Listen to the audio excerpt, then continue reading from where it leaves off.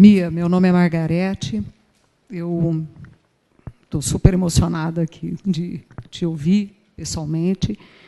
E eu gostaria de perguntar para você se, quando você começou a gestar o fio das miçangas, apareceu esse seu medo do feminino que você retratou aqui. Como nasce essa obra? Eu gostaria que você falasse sobre. Obrigada. Ok. Eu vou começar agora pela segunda, sobre esta ideia de vender a Amazônia. Eu acho que, o que é que temos que fazer? Eu não queria... Eu acho que não é honesto da minha parte pensar que eu tenho... Que eu tenho soluções, tenho alguma receita, mas eu acho que não. De alguma maneira, sinto que já fomos vendidos todos, no sentido que eu falei anteriormente, no sentido em que tudo o que fazemos, o que pensamos, corre o risco de ser transformado em mercadoria. Não é? E pede-se aos biólogos que protejam, que conservem, mas proteger e conservar é muito pouco já. Não basta. Eu acho que não é o verbo certo até. Acho que é preciso que esta crise é uma crise que não é só a vossa crise política do Brasil de hoje, que me deixa perplexo, porque é a primeira vez que eu visito o Brasil olhando um Brasil tão preocupado, tão aflito, tão desesperado às vezes, não é? Mas não, eu não vou falar no Brasil, eu não devo falar no Brasil, eu não posso falar no Brasil. Mas o que acontece é que há alguma coisa que é muito de tudo, de Moçambique. Posso falar de Moçambique. Moçambique, para sobreviver, tem que se negociar, tem que conceber a floresta como alguma coisa de troca, e essa troca é sempre uma troca desigual. O país vai sair perdendo, a miséria não se vai resolver, vai se aprofundar. Isto é, nós estamos trabalhando num sistema, eu já estou respondendo também à sua questão, nós estamos trabalhando num sistema que produz miséria. Nós estamos trabalhando num sistema que produz desigualdade, produz racismo, e produz todos os dias, em toda a hora, em todo minuto. E, portanto, eu acho que não estou propondo fazer agora uma revolução e saímos daqui, vamos... Eu não sei o que fazer. Eu estou tão perdido como vocês. Agora, a questão é a seguinte, é nos deixarmos enganar que há pequenas soluções que são mais do que são. Eu acredito na pequena solução, não há solução total agora, mágica, mas o grave é pensar que essa pequena solução vai resolver o grande problema. O grande problema, por exemplo, a questão ecológica. Ensinam as crianças que é preciso desligar começar a desligar a luz, apagar a torneira, não sei o que. Isso tudo é importante. É muito importante a criança hoje perceber que isso tudo tem um valor. Mas não somos nós, não são as pessoas comuns que provocam isto que está a acontecer agora. São as grandes indústrias, são o grande comércio, são quem nós sabemos que são. Então, sobre a questão de como é que eu vejo a política das cotas, eu não sei como é que eu posso ver isto no contexto do Brasil. No contexto de Moçambique, eu venho de um país em que o racismo era, digamos, era aquilo que me fez a mim, sendo eu branco, filho de portugueses, me juntaram a uma luta. Eu juntei-me à Frente de Libertação de Moçambique, tinha 17 anos, na clandestinidade. Foi principalmente por causa da questão racial. Havia uma questão colonial a ser resolvida, e essa era, digamos, a grande questão oficial a ser nós tínhamos que ter uma independência de Portugal, mas aquilo que me mobilizou, mais que tudo, foi a questão racial. Porque, para mim, era alguma coisa que me agredia, provavelmente com a mesma violência que agredia um amigo meu negro que estava do outro lado da rua, e estava sempre do outro lado da rua, porque não estava do meu lado da rua.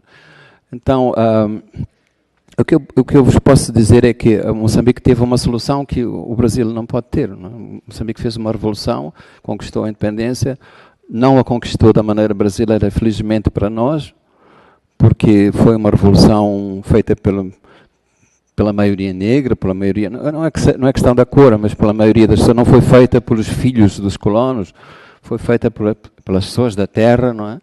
E que incluiu essa grande ruptura, e a terra, sobretudo a questão da terra, foi uma grande questão que, por exemplo, na África do Sul não resolveram. A terra passou para o Estado. E, portanto, aquilo que é o valor económico simbólico dessa relação com a origem, com o tempo, com a pertença, foi resolvida profundamente em Moçambique. Portanto, a questão da cota em Moçambique, em termos de raça, não se coloca, não tem sentido. É um país de maioria negra, os negros estão no poder, estão nas escolas, há indianos, há mestiços. Hoje, eu já até tenho medo de dizer palavras hoje. Eu não sei como é que se diz no Brasil mestiço, mas assim, posso dizer isto? Porque o politicamente correto é uma coisa terrível, não sei o que é que eu posso dizer em cada momento. Mas, então, se me pergunta se em Moçambique coloca-se a questão da cota, por exemplo, as etnias, porque as etnias não estão representadas de uma maneira, digamos, não estão na universidade ou no poder de maneira representativa do seu fator numérico. Mas e isso está sendo feito, sabendo, só estou a falar de Moçambique, atenção, sabendo que isso é uma medida que não resolve profundamente o resto tem que ser resolvido com uma coisa mais de estrutura, de início, que são coisas que teriam de ter sido feitas há muito tempo, não foram. Nós só estamos corrigindo agora, não é? E corrigir não chega. Não sei se... Eu não queria falar sobre o Brasil com vocês por uma questão de respeito e delicadeza. Portanto, a política das cotas no Brasil é uma coisa, em Moçambique é uma outra coisa. Vejo que não ficou satisfeito com a minha resposta. A importância do negro na universidade? Eu não sei, por exemplo, eu sei pensar que quando eu entrei na universidade, em 1972, era um período colonial, havia no meu curso, que eu comecei medicina, felizmente não acabei, felizmente para a medicina mesmo, havia numa turma de 120 pessoas jovens, havia 5 negros. E numa aula, o racismo era uma coisa tão sistémica, tão aceite, tão banalizado, que numa aula um professor de anatomia, desfazendo um modelo lá de plástico de um cérebro, faltava uma parte. E ele disse, se calhar não falta, porque isto é um cérebro de um negro. E o que vos posso dizer é que quem naquela sala achou aquilo inaceitável foram 4, 5 pessoas. E os próprios negros que estavam na sala, entre essas 4, 5 pessoas, eu estava também presente, fizemos uma grande declaração política, convidamos toda a gente a abandonar esta sala. E saí eu e mais essas 2 pessoas. Ninguém mais saiu. Então, esses negros que estavam nessa altura na universidade tinham um papel, mas quase todos eles faziam uma negociação, dizer, é melhor aceitar, é melhor engolir toda esta humilhação, porque é preciso que eu seja médico para depois fazer qualquer coisa. Portanto, havia ali uma comercialização de uma coisa. Hoje... Estou andando às voltas porque não sei responder à sua pergunta, não sei. Então,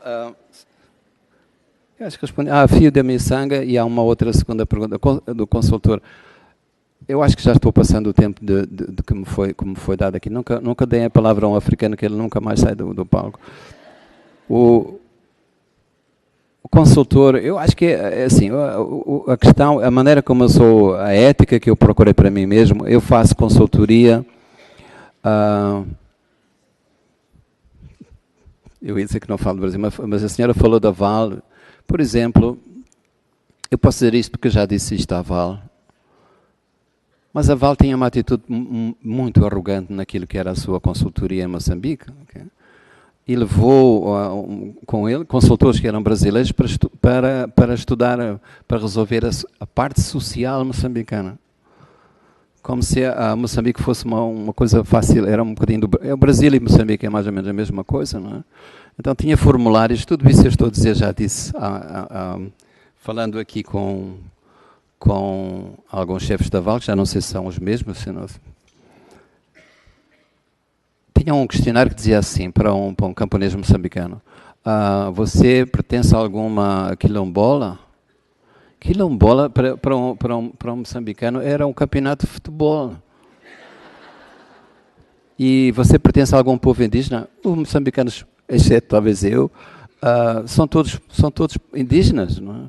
Então, e por aí fora, portanto, havia essa ideia, que só posso chamar de arrogante, de pensar que se sabe o que é a África. Não é? E ao fio das miçangas eu acho que já respondi, portanto, eu quando chego ao fio das miçangas, eu aí já tenho prazer de ter encontrado esse lado feminino como um lado que para mim é um reencontro, porque eu acho que eu fiquei escritor no chão da cozinha, porque aí eu vi a minha mãe com as vizinhas em volta de uma mesa, e aquilo era uma coisa mágica para mim. Eu estava ali a fazer uma coisa horrível, que era os deveres de casa, os trabalhos da escola, sentado no chão, porque não confiavam que eu fizesse em outro sítio, tinha que ser controlado. Mas para mim aquilo era uma coisa fantástica, porque elas falavam em sussurro, em murmúrio, como se o que fosse importante dizer no mundo não tivesse que ser gritado, mas pudesse ser murmurado. E contavam histórias, e faziam fofoca, e falavam das vizinhas, e aquilo era uma coisa como as mil e uma noites, uma coisa se engaixava nas outras, e aquela coisa que hoje me apercebo que havia uma alquimia, elas estavam mexendo no fogo, na água, elas estavam, ao mesmo tempo que faziam o comer, e sempre foi assim na humanidade, ao mesmo tempo que trabalhavam na cozinha, elas contavam histórias. Não havia uma coisa chamada cozinhar, que não fosse feito nesse encontro, nessa partilha, não é? Tal e qual como não havia uma coisa chamada caça, que não fosse também que não se convertesse numa epopeia, numa narração, numa história. Eu acho que já não há mais perguntas. Há 10? 2. Eu não sei se alguém que está a dirigir isto, alguém que tem o poder. Temos 5 minutos só. Então, mais uma pergunta, 2. Oi, boa tarde, minha. Boa tarde. Eu sou um estudante da graduação em História aqui da Unicamp e eu tive a oportunidade na minha vida de morar em Moçambique. Eu morei em Maputo 6 meses. Okay. E quando eu li um dos seus livros, eu vi um reflexo da história e da cultura popular que eu vivi nesse tempo. E um dos temas que me apaixona são a interdisciplinariedade, como se trata a história do povo moçambicano, a cultura, a antropologia, e como utiliza a literatura como um médio para deixar impresso na literatura a realidade moçambicana. E, ao mesmo tempo, como se sente com a responsabilidade de dar uma imagem de Moçambique ao mundo. Eu venho de um país pequeno, eu sou equatoriano, e eu sei que esse sentimento de que você chega num país estrangeiro e eles não sabem basicamente nada do seu país. Então, você tem essa ferramenta de dar uma imagem de que é Moçambique. Então, gostaria de saber a opinião do senhor. Obrigado. Boa tarde, Mia. Eu gostaria de perguntar como foi a sua primeira relação com a literatura brasileira, mais especificamente o Guimarães Rosa. E uma outra pergunta que é um pouco mais subjetiva, assim, uma coisa que os professores de literatura abordam bastante, essa relação que vocês dois assim têm com a natureza e como que o meio, no caso, ele mais na parte da literatura mesmo, influencia os personagens e se entrelaça com o próprio destino. Essa coisa assim da... Entendi. Você entendeu? Obrigado. Obrigado. Bom, quando você fez a pergunta, dizendo uma pergunta um pouco mais íntima, eu disse qual foi a sua primeira relação, depois você fez uma pausa, eu senti que era mesmo uma pergunta muito íntima, não é? Então, eu acho que eu posso dizer sobre Guimarães Rosa.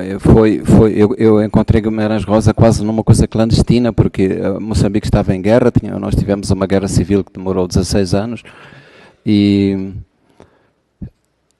ouvi falar, eu tinha a influência do Luandino Vieira, um angolano, que me disse, eu fui buscar ao Brasil, eu fui buscar a João Guimarães Rosa. E eu disse, eu tenho que chegar lá, então. E não havia maneira, não havia livros que viajassem. Houve um amigo que trouxe uma fotocópia, uma xerox, da terceira margem do rio, e esse para mim foi uma espécie de um sismo, não é? Um tremor de terra que aconteceu na minha alma. E depois, claro, procurei e conheço hoje a obra dele. E já avançando para outra questão, a natureza para mim, e eu acho que isso está bem presente no sertão do Guimarães Rosa, é que não é exatamente um lugar, é um lugar da ordem do sentimento, da palavra, não é? da linguagem, e é um personagem. Quer dizer, para mim não existe essa coisa chamada terra, ou a paisagem, ou qualquer coisa. Eu trato isso como uma entidade, como alguma coisa que fala, que tem alma, não é? Então acho que esse é o que eu posso responder em relação à pergunta que foi colocada. Sobre é bom ser de um país pequeno às vezes, porque quem vem de um país pequeno provavelmente tem mais perguntas a fazer e está à procura, procura mais. Mas eu não sinto que a imagem que eu estou a dar é de Moçambique. Eu tenho um grande orgulho no meu país, eu tenho orgulho do que fiz para o meu país e do que estou fazendo, tenho sim, mas não me sinto representante de coisa nenhuma. Acho que o que eu faço nos meus livros é o meu país, a minha pátria, que por acaso mora lá e vem de lá. Agora, se eu puder fazer outra coisa como cidadão, como estou fazendo agora aqui, defendendo o bom nome, que cada vez é mais difícil de defender em termos políticos, mas o bom nome da minha terra, que não são os políticos, que é bem mais do que isso, da gente, da esperança que vive em Moçambique, eu faço com militância, sim. Bom, gente, eu acho que o que eu posso dizer é que foi um grande prazer estar convosco, um enorme prazer perceber que havia questões que vocês queriam saber, que queriam partilhar comigo. O lugar do escritor é um lugar recatado. Eu tenho ideia, para mim isto é uma multidão. Eu não sou de palco, não sou uma criatura de palco. Eu estou aqui, mas eu sinto que estou aqui como se estivéssemos sentados numa pequena mesa, conversando num boteco qualquer, de algum lugar. Este é acolhedor, sim, mas que fosse uma coisa mais próxima, mais familiar, mais recatada. Muito obrigado à Universidade por me ter convidado. Obrigado a vocês também.